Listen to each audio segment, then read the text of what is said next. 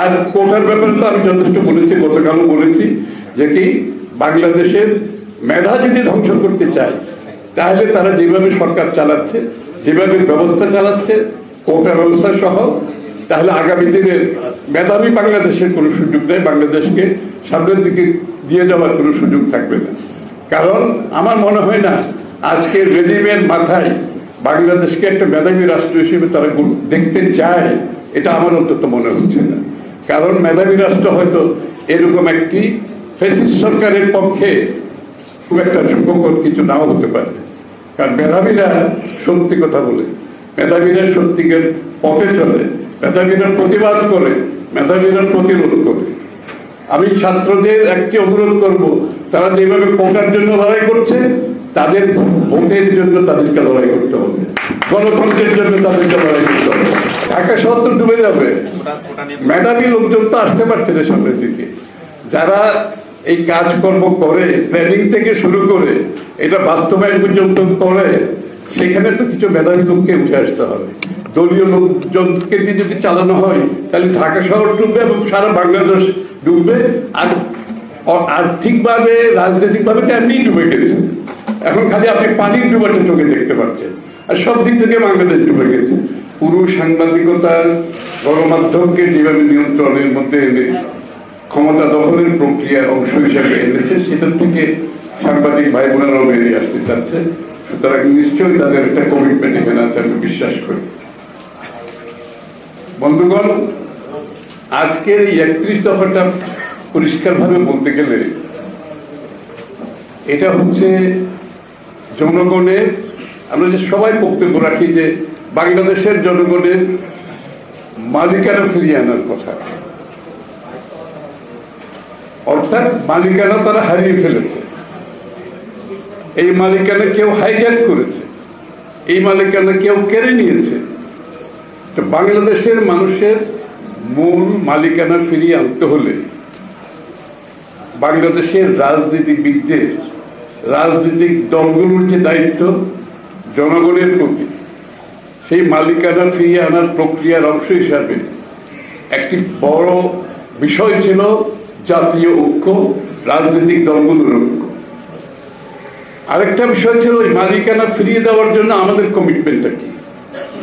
আমরা যারা বলছি মালিকানা ফিরিয়ে দিতে হবে জনগণ, তাহলে আমাদের কমিটমেন্টটা কি? আমি তো বক্তৃতায় বললে হবে না বাংলাদেশের মালিকানা নিয়ে গেছে এখন ফিরিয়ে দিতে হবে। কিভাবে ফিরিয়ে দেব? ফিরিয়ে দেওয়ার তো একটা প্রক্রিয়া আছে, ফিরিয়ে দেওয়ার একটা পন্থা আছে, ফিরিয়ে দেওয়ার জন্য একটা কমিটমেন্ট আছে, ফিরিয়ে দেওয়ার জন্য একটা রাজনৈতিক বন্দোবস্তের ব্যাপার আছে এখানে।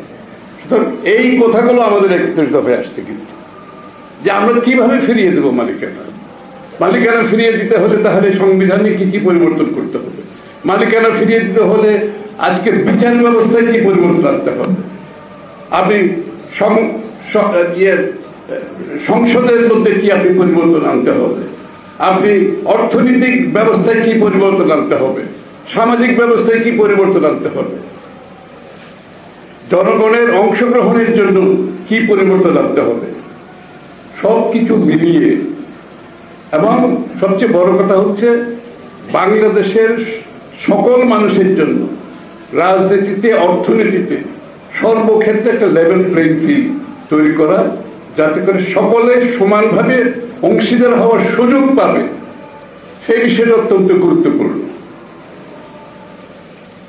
এই কারণে আমাদের 31 দফা আমরা প্রণয়ন করেছি। 31 দফার দুইটা কথা অনেক বক্তারা বলেছে, একটা হচ্ছে জাতীয় ঐক্য, আরেকটা হচ্ছে জাতি যে সংস্কারের প্রতীক্ষায় আছে সেই সংস্কারে, সেই সংস্কারগুলো আমরা জাতির সামনে তুলে ধরতে পেরেছি। আমি মনে হয় জাতীয় ঐক্যের সম্বন্ধে আমাদের রাজনৈতিক দলগুলোর ঐক্যের ব্যাপারে কোনো রকমের সন্দেহ কারো মনে আছে আমি মনে করি না।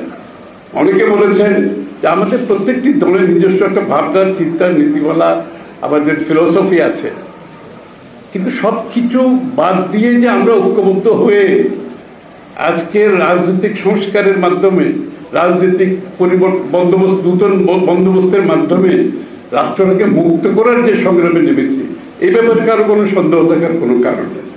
আমি জানি আমাদের মধ্যে অনেকে বিভিন্ন সময় বিভিন্ন বক্তব্য দেয় যেটা কনফিউশন সৃষ্টি করে। আমাদের একটু সংযত থাকতে হবে, আমাদের একটু সংযত থাকতে হবে।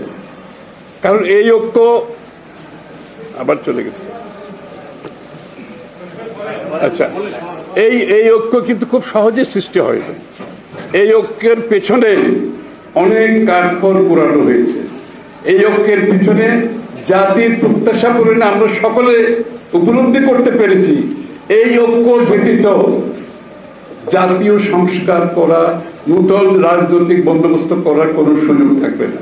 বিএনপি যদি আজকে একা এই 31 দফাটা দিত, সেটাতে অনেকের মনে অনেক সন্দেহ থাকে।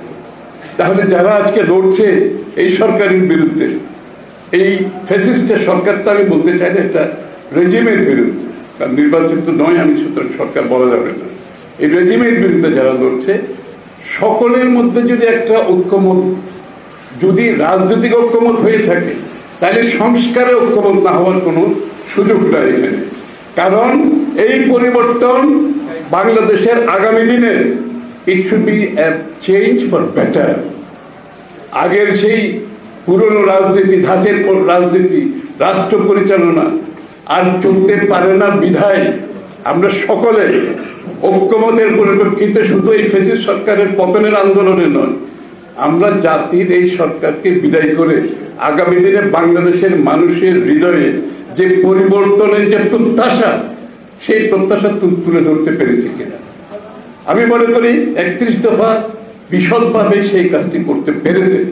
তবে যেটা করতে পারি নাই, এটাও স্বীকার করতে হবে, 31 দফা বাংলাদেশের মানুষের হৃদয়কে আমরা টাচ করাতে পারি, বাংলাদেশের মানুষের কাছে নিয়ে যেতে পারি। এটা অনেকে বলেছেন। এত বড় একটা বিষয় যেখানে আমরা সকল রাজনৈতিক দল ঐক্যবদ্ধ হয়ে, একমত হয়ে আলোচনা, দীর্ঘ আলোচনা, তর্ক বিতর্ক সবকিছু বিবেচনায় নিয়ে কিন্তু এটা প্রস্তুত হয়েছে, করা হয়েছে। কিন্তু সেই জিনিসটা আমরা বাংলাদেশের মানুষের কাছে পৌঁছে দিতে পারি না।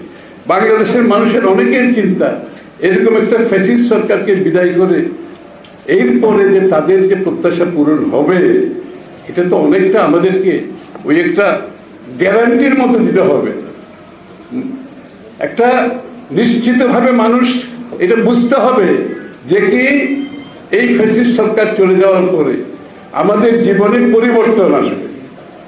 বাংলাদেশের মানুষ মুক্তিযুদ্ধের চেতনায়, মুক্তিযুদ্ধের যে ভাবনায় যে বিষয়গুলো ছিল সেগুলো তারা ফিরে পাবে। বাংলাদেশের মানুষ তার সাংবিধানিক, রাজনীতিক, গণতান্ত্রিক, আমি তার সাথে যোগ করছি অর্থনৈতিক অধিকার ফিরে পাবে। তার সেই নিশ্চয়তা সে চাইবে। এই 31 দফার মধ্যে সেটা দেওয়া হয়েছে এবং কিভাবে আমরা এটা বাস্তবায়ন করব সেটাও কিন্তু ইঙ্গিত আছে। এখনখানে আপনি দফা দিলে তো হবে না, আপনি এটা যে বাস্তবায়ন করবেন সেটার বিশ্বাসযোগ্যতা আনতে হবে, সেটা আমাদের সকলের মিলে সেটা কাজটা করতে হবে এবং এটা বাস্তবায়ন যে করবেন সেটারও বিশ্বাসযোগ্যতা আনতে হবে। আমার মনে হয় সেই ইঙ্গিত দেওয়া হচ্ছে। আমরা যদি সকলে মিলে এই কাজটা করি, বাংলাদেশের মানুষের কাছে পৌঁছতে পারি, 31 দফাকে জনগণের কাছে পৌঁছে দিতে পারি, এটার বাস্তবায়ন কিভাবে সেটা পৌঁছে দিতে পারি, এবং তাহলে কিন্তু আজকের যে আন্দোলন, এই স্বৈরাচার বিরুদ্ধে, কর্তৃত্ব পরায়ণ ফ্যাসিস্ট সরকারের বিরুদ্ধে যে আন্দোলন, এটা সত্যিকার অর্থে পরিপূর্ণ লাভ পাবে। কারণ আন্দোলনে কাউকে সরিয়ে দেওয়ার পরে বাংলাদেশের মানুষের জীবনের, জনগণের যে প্রত্যাশা, সেটা যদি পূর্ণভাবে জনগণ অনুধাবন না করেন, আন্দোলন পরিপূর্ণতা লাভ করবে না। সুতরাং আন্দোলনকে পরিপূর্ণতা লাভ করার জন্য আমাদের এই 31 দফা নিয়ে জনগণের কাছে যেতে হবে। আমরা সবাই মিলে যাব, যে যেখানে পারি যাবো, দরকার আমরা এটার জন্য একটা কর্মসূচি গ্রহণ করব। সারা বাংলাদেশের 64টা জেলায়, থানায় জনগণকে জানতে হবে এই স্বৈরাচার যাওয়ার পরে তাদের আগামী জীবনটা কেমন হবে, তাদের ছেলে মেয়েদের জীবনটা কেমন হবে, বাংলাদেশ কোন দিকে যাবে, বাংলাদেশ কি কোনো তাবেদার রাষ্ট্র থাকবো নাকি স্বাধীন সার্বভৌম রাষ্ট্র থাকবে, বাংলাদেশ কি অর্থনৈতিকভাবে সাধারণ মানুষের যে চাহিদা সেটা পূরণ করতে পারবে নাকি কিছু অলিগার্ক যাদের হাতে বাংলাদেশের আজকে সমস্ত আর্থিক ব্যবস্থা নিয়ন্ত্রিত হচ্ছে তাদের হাতে থাকবে। বাংলাদেশের মানুষ কি ভোট দিয়ে তার নির্বাচিত সংসদ সরকার গঠন করতে পারবে, যে সরকার তার কাছে দায়বদ্ধ থাকবে, জবাবদিহি থাকবে। বাংলাদেশের মানুষ কি শিক্ষাঙ্গনে তার ছেলে মেয়েদের সত্যিকার লেখাপড়া শেখার সুযোগ পাবে? বাংলাদেশের মানুষ তার যোগ্যতা হিসেবে, তার মেধা হিসেবে চাকরি পাবে, ব্যবসা পাবে,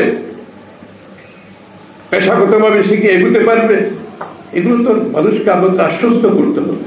আজকে এই সমস্ত কিছু ভেঙে গেছে, সবকিছু ধ্বংস হয়ে গেছে। এই ধ্বংসস্তূপের উপরে 31 দফা দিয়ে আমাদের প্রথম ফাউন্ডেশন, এটা আমাদের প্রথম ফাউন্ডেশন। এই ফাউন্ডেশনের উপর আমাদেরকে জাতিকে গড়ে তুলতে হবে আগামী দিনে। সবাইকে ধন্যবাদ।